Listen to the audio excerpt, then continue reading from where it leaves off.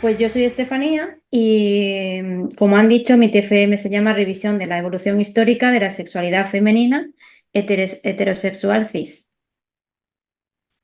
Vale, pues la sexualidad en general y la femenina heterosexual cis en particular ha evolucionado a lo largo de la historia. Y esta evolución ha sido tanto positiva como negativa, según la época, aunque se considera que en la actualidad la sexualidad de la mujer heterosexual cis se considera más libre e individual.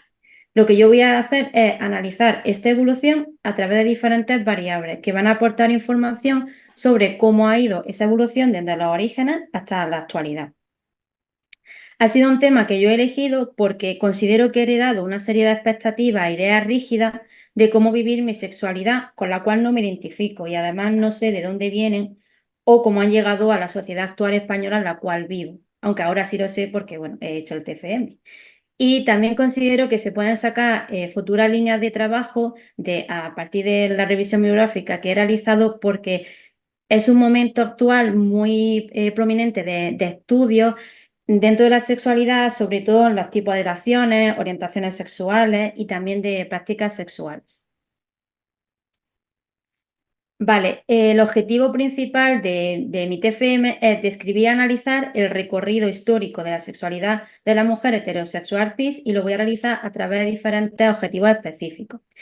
Entre ellos, demostrar el rol del patriarcado en esta evolución, analizar la influencia de la historia de la sexualidad en la evolución de las prácticas sexuales, los orgasmos cis heterosexual, femeninos heterosexuales, la satisfacción sexual, analizar la incidencia que tiene esta evolución en el desarrollo de los juguetes eróticos, también examinar la relación que ha tenido tanto el apego como la dependencia emocional en esta evolución histórica, sintetizar la historia de la sexualidad femenina y comprender la evolución que ha habido hasta nuestros días, examinar el desarrollo de esta sexualidad en las relaciones, diferentes relaciones de pareja heterosexuales y también describir y relacionar la especulación de la sexualidad femenina que está defendida por Lucy Egaray.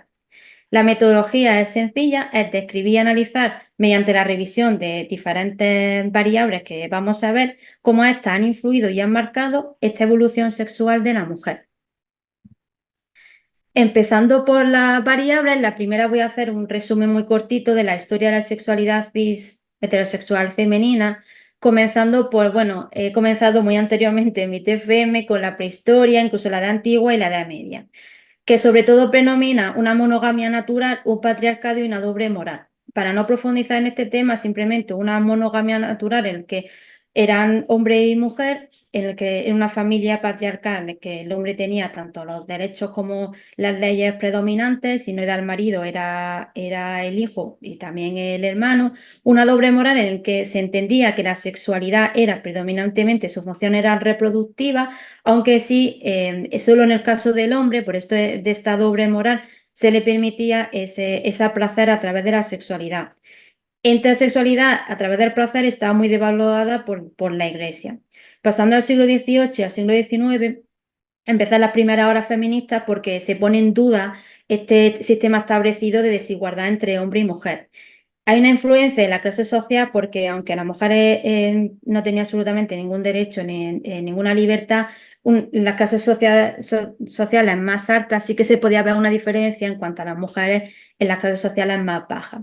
La histeria, perdón, tiene un papel súper importante en el cual no quiero profundizar mucho, aunque mi TFM sí le he dedicado bastante espacio, pero se empieza a poner la sexualidad encima de la mesa, también la femenina, a través de Freud.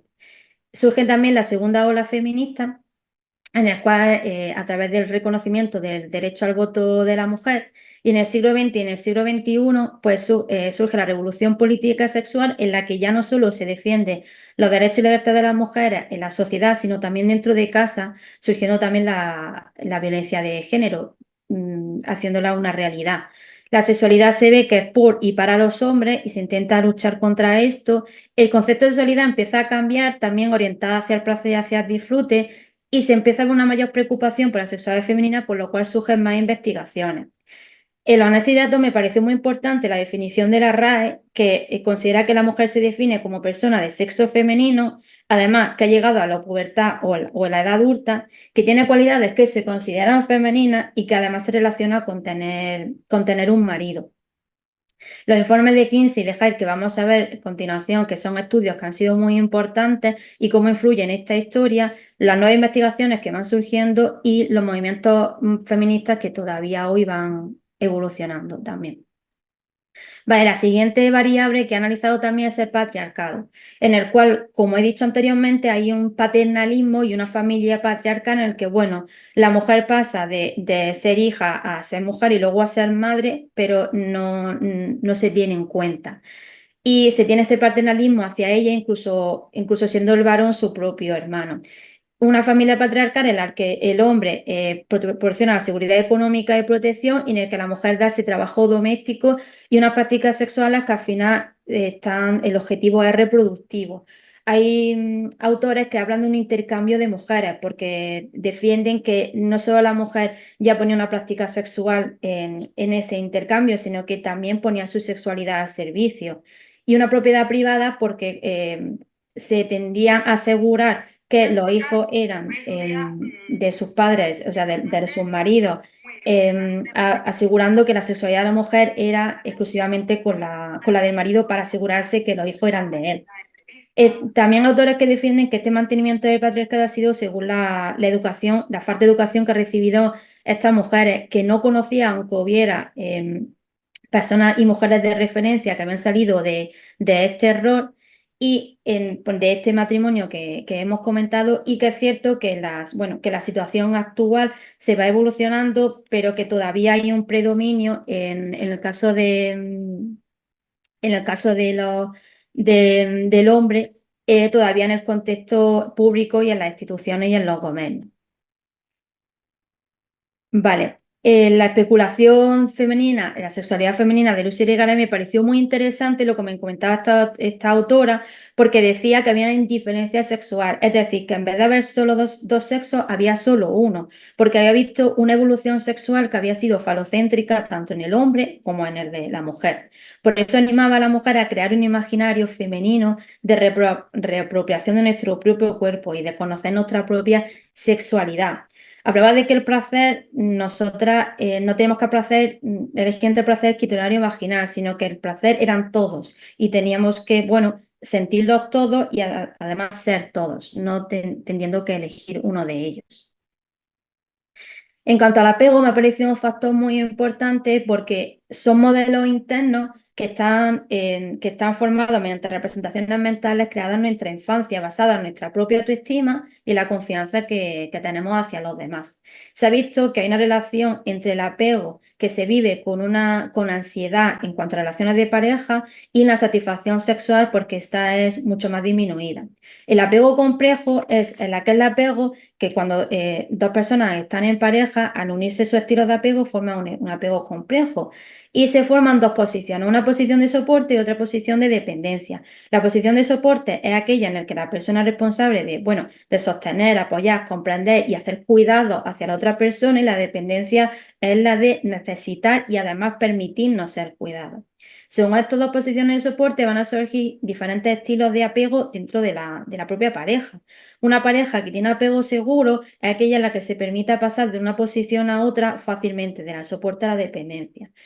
Inseguro es que no se lo permite, se mantiene muy rígida en su postura. Le cuesta mucho tanto cuidar como ser cuidado. La evitativa es que ni cuidan ni son cuidados, no se permite ninguna de esas formas. Los preocupados es que necesitan tanto cuidado y que no es suficiente, que no se ponen en el rol de cuidar. Y la evitativa preocupada son las más conflictivas, porque la preocupada por un lado busca que le cuiden o que le cuesta cuidar, y la evitativa no quiere que le cuiden y aparte no cuida a la otra persona. La dependencia emocional es una necesidad extrema de carácter afectivo que sentimos hacia la otra persona. Y aquí es muy importante diferenciar entre querer a otra persona y necesitarla. Yo no he encontrado investigaciones que hayan establecido una relación entre la dependencia emocional y la satisfacción sexual. Y sí se ha visto que las características de aquellas personas o parejas dependientes cómo ha influido en esa relación de pareja, porque son parejas en las que quieren estar todo el rato juntos, solos, en la que depende uno de otro, en la que uno de ellos suele sentirse con una autoestima baja con respecto al otro, suele ser más sumisa. o sumisos y también tienen miedo a la ruptura, por eso necesitan estar todo el rato y quieren estar todo el rato juntos. Vale, en cuanto a los modelos de relaciones, yo quería analizar las monogamias y las no monogamias consensuadas. Las monogamias es una relación afectiva y sexual exclusiva en la tradición histórica, y aquí influye el capitalismo y la religión, que yo he puesto el cristianismo. Porque sí es verdad que desde los orígenes, como hemos visto, se establecía una monogamia. Y en la cual, en el caso de que fuera hombre y mujer, que hoy en día no tiene por qué ser así, había una pérdida de derecho igualitario. También hablamos de la mononormatividad, que dice que la monogamia es la única, legítima, natural y deseable, dejando al resto de modelos de relaciones ininteligibles, patológicas, incluso que son impensables. En cuanto a las no monogamias consensuadas, serían relaciones entre dos o más personas y son la alternativa a la normatividad.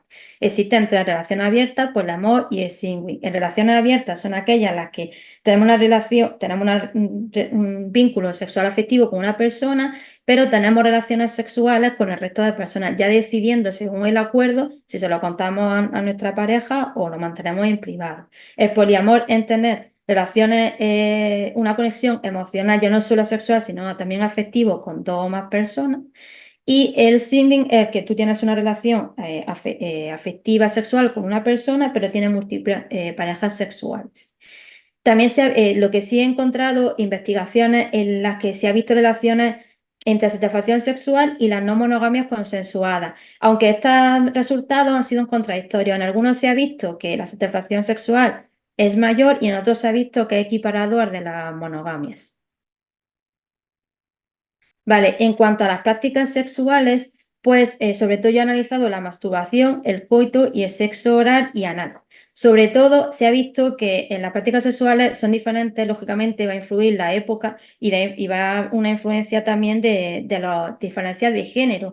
Sí se ha visto que en el caso de la mujer lo relaciona más hacia el otro y al romanticismo, y los hombres más también por esa influencia de la época a ser más independientes. Se ha visto en el caso de la masturbación, muy importante, los estudios que han hecho tanto con Kinsey como Haidt, como también Master and Johnson. Kinsey decía que el 92% de los varones, en cuanto al 63% de las mujeres, afirmaban que se habían masturbado alguna vez. Master and Johnson decía que la forma de estimulación más común de las mujeres era la masturbación con la estimulación del clítoris, y Haidt era la que decía que la masturbación es el mejor camino para el orgasmo, sobre todo en el caso de la mujer, porque es la forma que obtiene su propio placer y que no estaba aceptado en la sociedad. En el caso del coito, lo más llamativo que ha sido para mí ha sido el coitocentrismo, que al final se basa en una mirada androcentrista, es decir, que la visión del mundo se sitúa al hombre como el centro de todas las cosas. Se entiende en varios estudios que se han hecho en España, se ve que el 52% total del sexo que se entiende de verdad es el coitocentrismo, y además que es el objetivo de la actividad sexual al final es el coito, la penetración. También es una pena, pero yo no he encontrado mucha investigación e información contra el sexo oral y anal. Sí he encontrado un artículo muy interesante en la revista Pícara en el que se hablaba de que el sexo oral tenía muchísimos mitos, en el cual se decía que solo lo hacían los varones homosexuales, incluso que eran para personas desviadas o fetichistas. Y esto hay una desinformación completamente y un desconocimiento. En cuanto al orgasmo, bueno, pues hay investigaciones de Master and Johnson, también de Haidt, y me parece muy interesante la de Laura Berman. Master and Johnson decía que, bueno, que aunque hablábamos de diferentes orgasmos, la base fisiológica al final era la misma. Y Haidt decía que ya el 30% de las mujeres que obtenían orgasmo a través del coito solo era el 30%, y además era con una estimulación que daban del clítoris. Y ahora hablaremos de esto un poquito con la brecha orgánica. Laura Berman me pareció muy interesante porque habla de la responsabilidad de nuestro propio placer, de que hay que trabajar nuestra propia excitación a través del orgasmo, y que somos responsables al final de conocer nuestro propio placer y de nuestro propio orgasmo.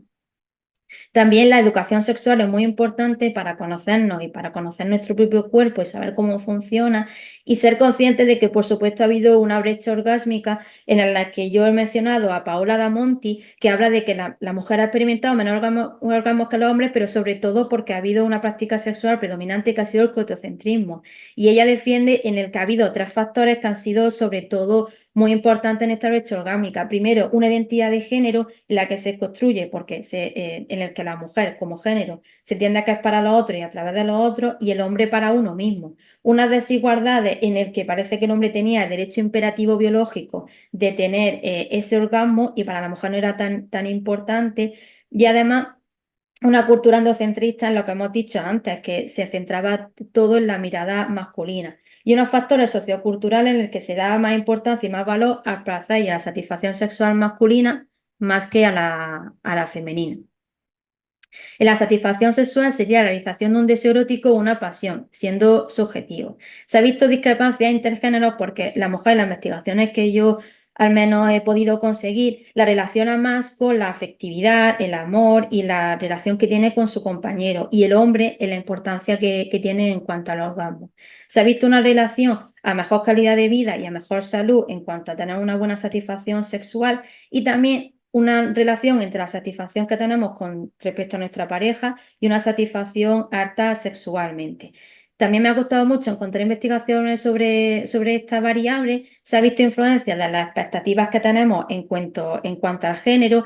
Y si hay una investigación que me llama mucho la atención en el 2022 en jóvenes entre 18 y 25 años, en la cual ellas decían que estaban satisfechas sexualmente y que sobre todo era a través de la autoestimulación. Vale, en cuanto a los juguetes eróticos, me ha parecido muy interesante porque era la mayor forma del uso del juguete erótico de manera individual y sobre todo por parte de mujeres. Incluso cuando su pareja era un hombre, se lo introducía al hombre.